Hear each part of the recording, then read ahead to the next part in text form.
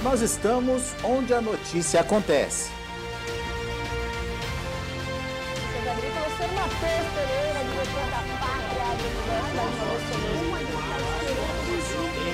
bom dia, agronegócio. Terça-feira, 21 de setembro de 2021, 8 horas. Tudo para que você seja o porta-voz de si mesmo. O IAC tem um tesouro aqui que está escondido, que estão só esperando para ser descoberto. A cada ano que passa, a gente percebe que está mudando o perfil do consumidor, mas é uma demanda crescente. Cada vez mais as pessoas querem ir para uma cafeteria e tomar um café diferente. Essa experiência de avaliar os cafés do programa de cafés especiais do Agronômico, do Instituto Agronômico de Campinas, é sempre uma surpresa. Percebo um nível de complexibilidade muito alto. Além de ser amostras únicas e totalmente exclusivas, né? São cafés com nível de complexibilidade únicos. Essa pesquisa que vem sendo conduzida no IAC, na verdade, uma quebra de paradigma, porque a gente está propondo um novo tipo de café para a cafeicultura brasileira.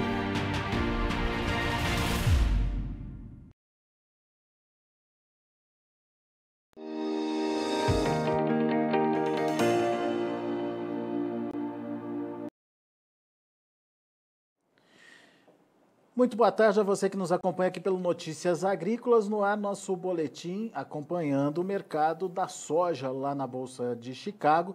Você viu aí uma tentativa de melhora das cotações na sessão anterior, na sessão de ontem.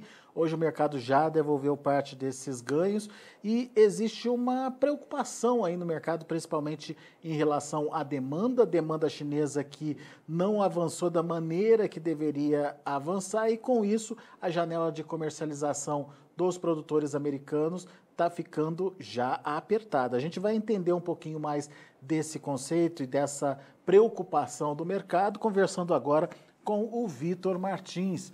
O Vitor é lá da Redpoint Global Market, está aqui com a gente, de olho na variação dos preços lá na Bolsa de Chicago.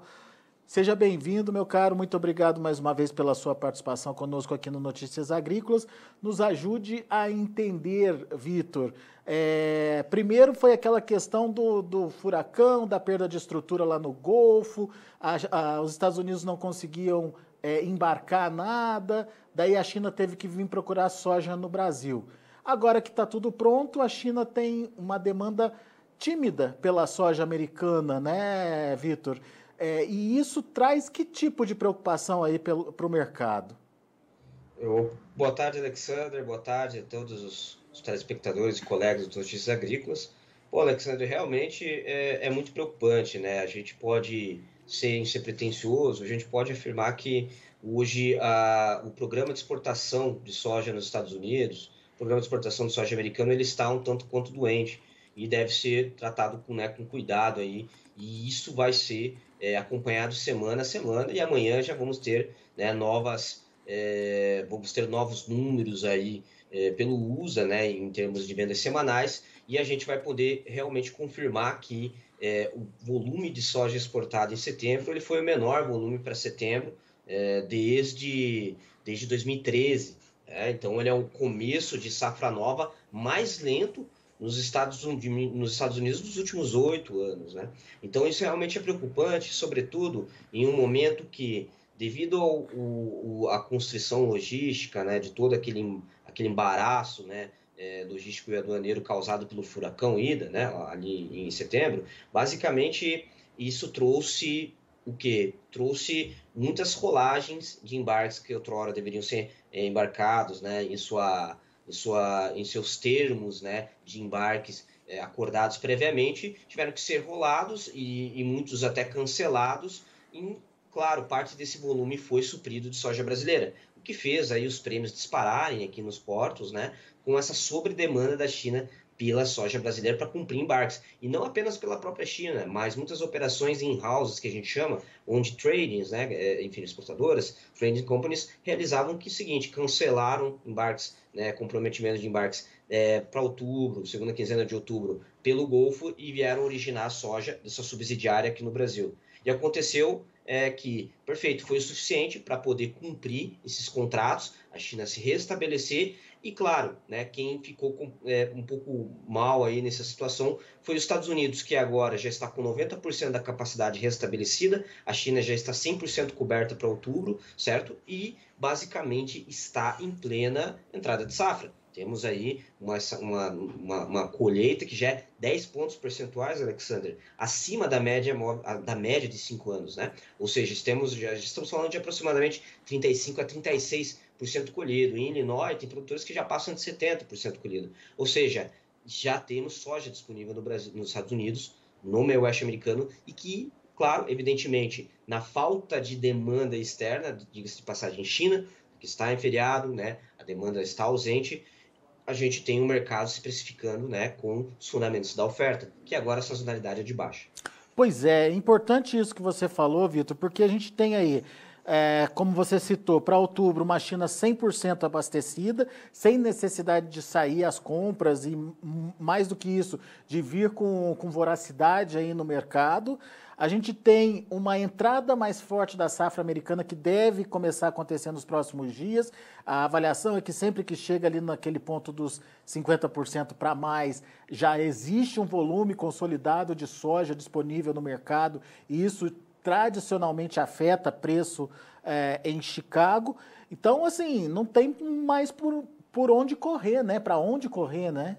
Exato, Alexander. Se formos avaliar, Alexander, pegando ali o início da temporada, né, ela ocorre oficialmente em setembro, mas em agosto já tínhamos sinais que os Estados Unidos não era a bola da vez, pode-se dizer, por parte da China. Tanto é que o Brasil estava ainda embarcando muito bem, obrigado, né, ao longo ali de agosto, setembro, em comparação no passado menos, mas em relação aos Estados Unidos muito mais, via prêmio, né? O prêmio, custo e frete China de uma soja embarque Santos, posto China, estava ligeiramente abaixo dos Estados Unidos, sobretudo do seu principal programa, que é outubro, novembro e dezembro, né? Que é o quarto trimestre. E em agosto, Alexander, nós tivemos uma exportação total que foi em torno de 1.300.000 toneladas, né? Semana passada aí,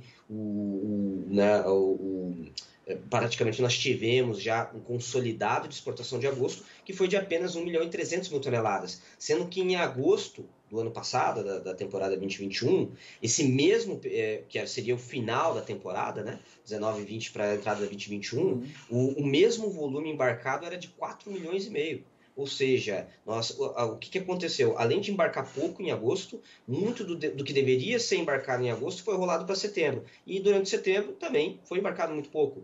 E agora que a China, enfim, basicamente está em festividade, vai entrar em toda essa sazonalidade de festividades, quanto os Estados Unidos, os exportadores americanos têm que correr contra o tempo. Tá? Pois é nesse ponto que eu queria chegar. A janela de comercialização, então, do produtor americano está encurtando. Está encurtando, Alexander, sobretudo pelo fato de que você tem, como eu disse, né, mencionei a China já 100% coberta para outubro, em torno de 2/3 da demanda já coberta, pouco menos, em torno de 60% da demanda já coberta para novembro. Só que o que acontece, né, Alexander? Pois bem, a gente tem visto no mercado internacional ocorrendo muitas negociações de soja brasileira, custo e frete China, já para janeiro 22. E o que acontece, Alexander? Virando a chave, você tem que o quanto que a China consegue se manter suprida de estoque de soja agora entre novembro e dezembro, certo? Comprando de mão para a boca dos Estados Unidos. O que é mão para a boca? 120.000 toneladas, 200.000 toneladas, para ir satisfazendo pelo menos, né, o seu crush semanal, que é na casa ali de 2,5 milhões, né? A gente tem que ver o quanto apetitosa ela virá agora para frente, mas basicamente a gente está vendo que as esmagadoras chinesas estão travando margem futura, que é basicamente janeiro, fevereiro e março, que estão muito positivas, e positivas com soja brasileira. Então, o que nós estamos vendo, Alexander, que muitas negociações estão correndo, custo e frete China, de soja de portos brasileiros, a preços que chegam ali a mais de $1,50 abaixo que a soja americana nesse mesmo período de embarque. Ou seja, o Brasil vai ter soja mais cedo aqui em portos brasileiros para poder embarcar para a China. Com preço mais vantajoso? Mais vantajoso que os Estados Unidos. Ou seja, os Estados Unidos têm que correr contra o tempo porque com o clima que nós estamos observando, que está indo muito bem, obrigado, no progresso de plantio, a princípio, né, está ocorrendo progresso, né, no Médio Norte, no Mato Grosso, regiões já passam de 70% plantadas, está um pouco manchada a chuva, mas isso é um outro assunto. Aqui no Sul está chovendo bem, a projeção ao longo de outubro de precipitação é muito boa, apesar de estarmos entrando, né, no fenômeno Laninha, que é ruim aqui para o Sul. Nós estamos vendo uma boa largada de progresso de plantio a nível Brasil, né, passa aí já de 6% plantado a nível nacional. O que a gente tem que ver? Que teremos soja sim mais cedo, e isso faz o quê? Com que o produtor ganhe confiança de ofertar a soja já para janeiro, fevereiro. E a China dá uma segurada na soja americana e ficar esperando já entrar soja nova e barata aqui no Brasil. Pois é, e daí de novo volta aquela questão da janela de comercialização, porque começou a comercialização mais tarde por causa dos problemas logísticos lá nos Estados Unidos e tende a terminar mais cedo com a chegada antecipada aí da safra brasileira, obviamente se tudo correr bem, se, enfim, essa tendência que está se mostrando nesse início de plantio se mantiver até o final, né? Então daí você tem esse espaço para ser negociado pela soja americana, outubro, novembro e dezembro, no máximo, então, Vitor. Exato. Ou, né, Alexandre, a gente vai ter que ver os Estados Unidos financiando espaço de competitividade contra a soja brasileira, que eu acho complicado, né, porque a gente tem muita soja ainda a ser comercializada para a safra nova. E os prêmios ainda continuam muito baixos, né? Isso a gente pode falar no final também. Mas, basicamente, os Estados Unidos vai ter que financiar esse programa de exportação, a conclusão dele, via prêmios mais baixos no Golfo também, que a sazonalidade é de queda daqui para frente, porém, não basta somente os prêmios, mas toda a logística internacional tem que ser favorável para um bom escoamento da soja americana. E diga-se de passagem, quando a gente fala boa logística, são os fretes marítimos, que hoje, né, uma rota entre Santos para Qingdao, né, ou pegando o norte da China, as províncias esmagadoras, hoje ele passa de $86 por tonelada, Alexandre, praticamente que é o dobro, né, em relação ao mesmo período do ano passado, ou seja, está muito caro toda a rota logística internacional, né, do grão. E, claro, complica também a conta, porque aí a China, em qualquer cenário que tenha menor demanda no mercado interno, queda nos prêmios do farelo, margem de esmagamento negativa, ela não vai conseguir absorver esse volume americano, porque tem margem negativa, e muito dessa margem negativa hoje, mais de 2/3 de todo o custo de reposição, FOB Portos e custo de frete e destinos, é o frete. Puxa vida. Bom, isso significa o que na prática? A gente pode ver uma pressão negativa nos preços em Chicago, Vitor? Exatamente, Alexandre. Nós tivemos aí, tecnicamente falando, aí, o rompimento, né, de importantes patamares, sobretudo após o relatório de estoques trimestrais, né? Eu acredito que na última vez que nós conversamos, Alexandre, nós pontuamos 3 fundamentos aí que teríamos que ficar de olho, né? Que era o ritmo de progresso nos Estados Unidos, a decisão sobre o mandatório de biodiesel, e lá no final nós falamos que são os estoques trimestrais, que poderiam trazer surpresas se o USDA achasse soja. E foi o que aconteceu, Alexandre. Ele aumentou a produtividade para a safra 2021, para 51 bushels por acre, aumentou a produção total americana de 112 para 114 milhões de toneladas e adicionou 2,5 milhões de toneladas aproximadamente no estoque final dessa temporada 21-22, né, que iniciou agora em setembro. Isso faz o quê? Com que a relação estoque-uso aumente, os estoques trimestrais aumente. E hoje o mercado está precificando o quê?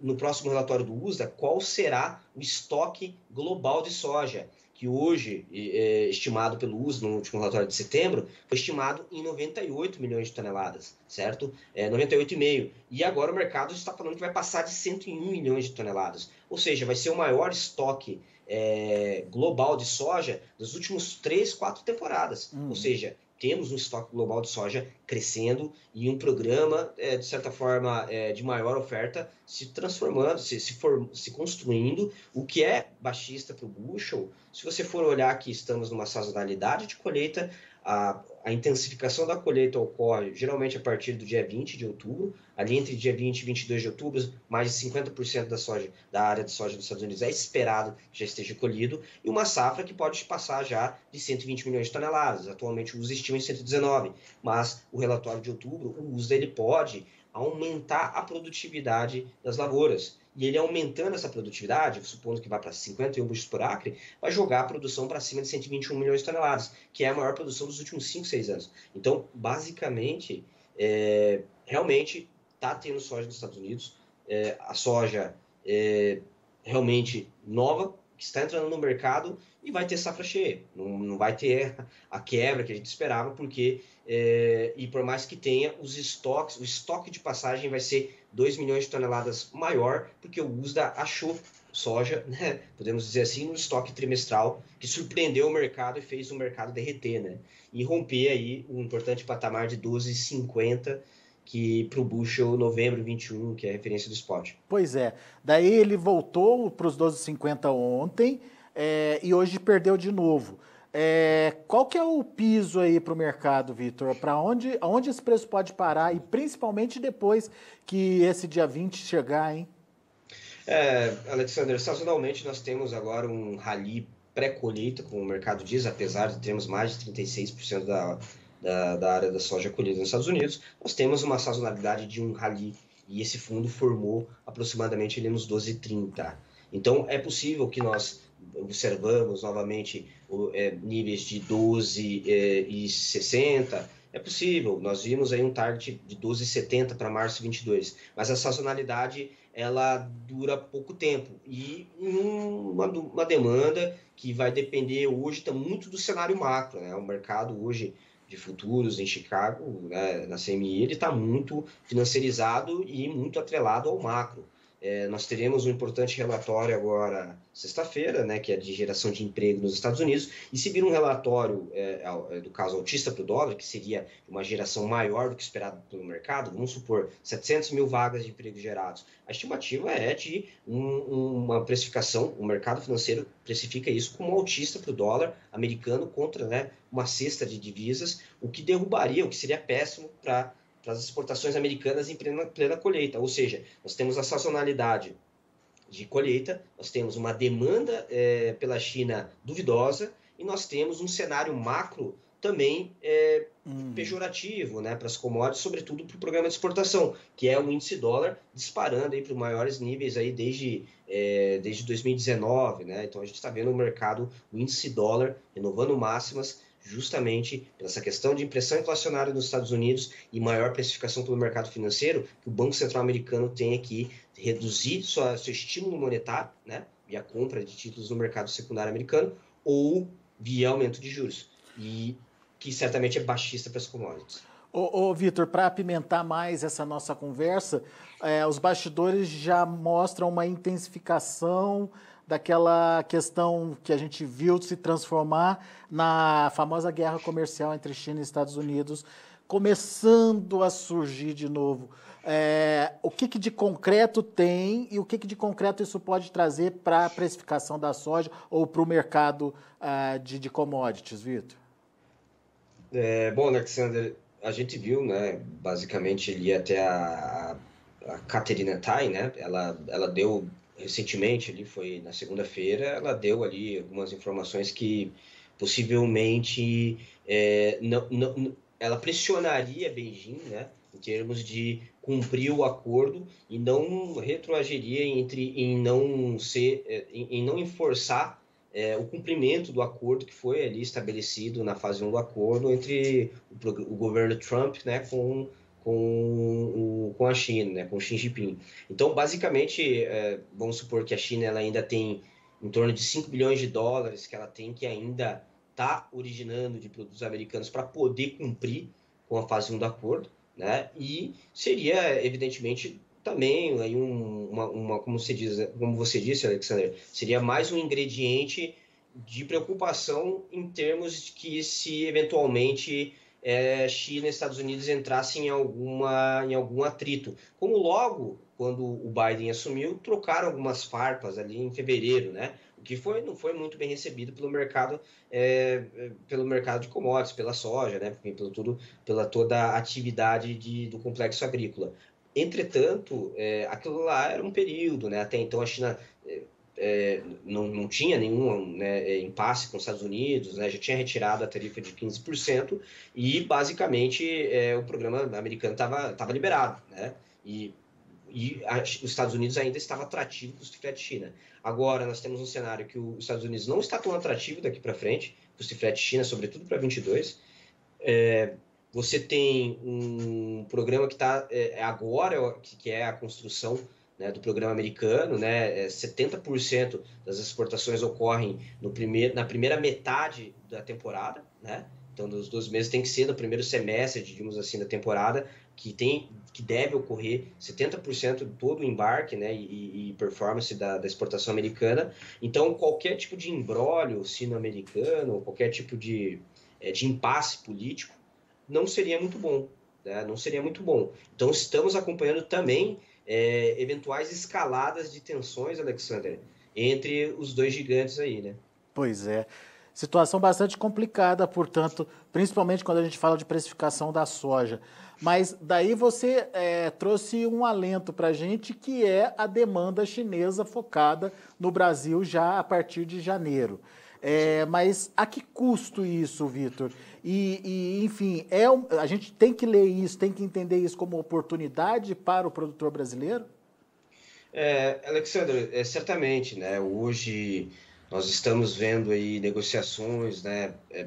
Aqui olhando, né, portos, nós estamos vendo negociações ocorrendo em torno para embarque janeiro, fevereiro de 2022, custo e frete China, em torno de 235 centavos por bushel acima, né? Basicamente, Alexander, se nós formos observar, esses níveis de negociação equivalem, em termos de prêmio FOB, tá? Equivalem em prêmios aí que passam de 70 centavos por bushel FOB Portos, né? Hoje o custo de reposição da soja do interior FOB Portos, ela traz ali um custo de reposição positivo, né? Uma margem positiva ali na originação, né? Na custo de reposição da margem de elevação das tradings, em torno de 70 centavos por bushel positivo. E o prêmio hoje FOB Portos, ele está na casa ali em torno de, pode-se dizer ali, de 25 centavos acima, né? No caso, para a soja, o embarque entre janeiro e fevereiro seria um prêmio de 50, 56 centavos acima. Mas o que está acontecendo? O Brasil ele ainda continua em torno de 100 centavos por bushel, $1 por bushel, mais barato que a soja americana, custo e frete China. Só que ainda está barato essa soja dentro não apenas das médias para sazonalidade, né? Até para contextualizar, Alexandre, esse mesmo período do ano passado, o prêmio da soja para embarque março de 2021, ele estava na casa entre 75 e 80 e chegou um pico até de 90 centavos por bushel acima de Chicago. Hoje, esse prêmio é de 22, 25 centavos, 28, né? Com essa queda do Chicago deu uma aumentada. Mas é na casa de 25 a 28. É um prêmio muito baixo ainda, o que abre espaço para um produtor ainda manter esse componente da comercialização em aberto, aguardando uma melhora no fortalecimento desse prêmio FOB Portos dentro da sazonalidade e dentro de uma China que vai ter que se alongar mais, porque está pouco originada para janeiro, fevereiro e março, vai ter que se alongar mais para poder travar a margem futura, que está muito boa essas margens de esmagamentos, sobretudo com a queda de Chicago, que hoje é o custo, né, de originação. A soja importada fica mais barata, custo e frete China, ao passo que o óleo farelo na Bolsa de Dalian, né, tem subido, apesar do farelo ter caído mais, mas o óleo tem compensado a conta no crush de forma positiva para a China. Então a margem de esmagamento na China deve permanecer positiva e deve se intensificar e ficar mais positiva ainda com a queda de Chicago, da soja grão. E com a queda do dólar, no caso a alta do dólar, a queda do real, 5,53, torna uma relação ganha-ganha, ou seja, é melhor para o produtor que vende em reais, é melhor para a China que vem originar uma soja mais barata, seja FOB Ports ou custo e frete China, e basicamente com um prêmio que ainda está bem descontado da sazonalidade, ou seja, é uma relação ganha-ganha. Existe espaço para o produtor conseguir melhores negociações na comercialização via o aumento do dólar e, né, que vai ser precificado também na soja spot, no carrego da curva a termo do dólar, e não menos importante, numa melhora desses prêmios que são muito baixos e devem melhorar. Bom, então a gente tem uma conjunção aí de queda em Chicago, de prêmios ainda pela metade do que deveria estar nesse período, e uma demanda chinesa talvez um pouco mais agressiva no começo do ano. Mas daí a gente tem uma safra muito grande também aqui no Brasil, pelo menos se concretizar. O que pesa mais aí, Vitor? Hoje, Alexandre, sendo bem sincero, né, a gente gosta de... Eu sempre analiso nesse sentido. Em mercados pouco vendidos, aumento de custos são passados ao produtor, é absorvido pelo produtor e absorvido no interior via prêmios, né? Prêmios no interior os mais fracos. Em cenários onde você tem um mercado já muito sobrevendido, como ocorreu nesse mesmo período do ano passado, né, Alexandre, se a gente for lembrar, nesse mesmo período do ano passado, o Brasil já tinha comercializado mais de 50% dessa safra nova, né? E hoje nós estamos falando de um volume que não passa de 30%. Só que 30% de uma safra estimada em 145 milhões de toneladas. Ou seja, isso nos diz, Alexander, que você ainda tem para comercializar, você já tem comercializado em torno de apenas 43 milhões de toneladas, aproximadamente. Ainda existe mais de 100 milhões de toneladas de soja a ser comercializada, ou seja, 100 milhões de toneladas que vão entrar no mercado nessa pressão agora, entre já fevereiro, né, com um plantio bem dentro da janela, com uma antecipação, se correr tudo certo, teremos já fevereiro, janeiro já temos soja disponível, mas fevereiro e março teremos aí realmente volumes, né? Volumes expressivos. E claro, pouco vendido, pouco fixado. Então, realmente é um cenário que, dado cenário de custos, claro, né, o produtor já fechou tudo, a parte de custo, ele está fechando 22, 23, mas é muito oportuno, sim, olhar, abrir contrato a termo, fazer negociações e assim, aproveitar a profissionalização do mercado, as boas práticas de gerenciamento de risco, Alexandre, porque você pode, nesse cenário, se proteger travando Chicago, eventualmente, se protegendo de uma queda via opções, via seguro de baixa, e deixar o componente, por exemplo, prêmio em aberto, com um segundo momento, uma fixação mais oportuna, como mencionamos, travando o custo e, claro, aproveitando também esse dólar de 5,53, travando o dólar futuro. Então, seria um bom negócio travar dólar, travar Chicago, pode comprar um seguro de alta em Chicago para participar de um eventual rally e travar e deixar o prêmio em aberto. Seria um tripé hoje de precificação da soja, de forma de comercialização, muito oportuno no mercado. Porque se esperar muito, Alexander, como a gente falou, a pressão pode vir e continuar vindo para o Chicago, com uma China ausente, esperando entrar a safra brasileira. Mas aí, entrando a safra brasileira, qualquer aumento no custo, né, seja no frete interno, né, frete rodoviário, isso deve ser repassado ao produtor via prêmios mais baixos. Isso em plena colheita, que é a sazonalidade de queda. Teremos prêmios negativos para a temporada 22, possivelmente, nesse mesmo período do ano passado, em março de 2021, esse ano, né, em plena colheita, os prêmios chegaram a ficar 50 centavos por bushel negativo, abaixo de Chicago, certo? Só que o produtor não absorveu porque já estava bem vendido. Agora, qualquer aumento no custo logístico e que venha pressionar esses prêmios, com o produtor pouco vendido, esse custo tende a ser absorvido no interior. Pois é. Vai ser um ano de muita estratégia, né, Vitor? O produtor vai ter que pensar muito bem a sua comercialização, sempre fazendo esse jogo que você colocou, né? Vende pensando nos prêmios, vende pensando na participação lá na frente, numa eventual alta. Enfim, é um jogo de xadrez mesmo a comercialização para essa safra, né? Exato, Alexander. Não só para essa safra, mas para a safra nova, 22, 23, né?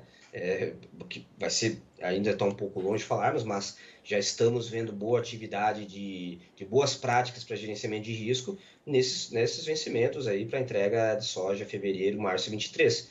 Sobretudo num cenário onde as trocas né, no barter, Alexandre, no pacote está ficando muito ruim, ela já dobrou em relação ao ano passado, né? Se for ver hoje, a relação de troca de soja para os fosfatados passa de 32, 33 sacas por tonelada, né, de matéria-prima e de formulado também, realmente a gente está vendo que toda essa alta no mercado de energia entre o gás natural pressiona, né, os nitrogenados, a gente está vendo uma disparada, né, também no preço dos fosfatados e basicamente isso vai resultar em piores, né, margens dentro da agricultura, em piores margens do cultivo do soja e do milho, safrinha também, 22-23, o que torna agora indispensável boas práticas de gestão de risco e acompanhar, né, ter um discernimento de acompanhar o melhor momento de estar fazendo essas fixações, porque, pelo menos travar no custo, porque a relação de troca está piorando, Alexandre. Então tem que tomar cuidado. Muito bom. Vitor Martins, meu amigo, obrigado, viu, mais uma vez pela participação e volte sempre, Vitor. Eu que agradeço, Alexandre. Uma boa tarde a todos. Boa tarde. Bons negócios. Tá aí Vitor Martins aqui com a gente, alertando, portanto, para um cenário bastante delicado, complicado para a comercialização, que vai exigir estratégias para você não ficar aí com o mico na mão no final das contas. Vamos aos preços, vamos ver como estão as negociações lá na Bolsa de Chicago. De olho na tela, você acompanha comigo. Novembro, 12 dólares e 42 centes por bushel para soja, perdeu 8,5 pontos. A mesma queda para janeiro, que fechou a 12,52. Março, 12,61, perdeu 8,25. Mesma queda para maio, que fechou a 12,71. 12 dólares e 71 centes por bushel. Vamos ver o milho. Milho encerrando no vermelho também, dezembro 5 dólares e 32 centes por bushel, 5,25 de queda, março 5,41, queda de 5 pontos, maio 5,46, queda de 4,5, julho 5 dólares e 46 centes por bushel também, queda de 4 pontos mais 25. Vamos ver o trigo.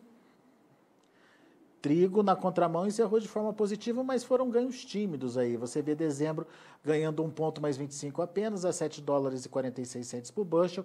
O março, 7 dólares e 59 centes por bushel, subiu 1 ponto mais 75. O maio, 7,62, alta de 1 ponto mais 75.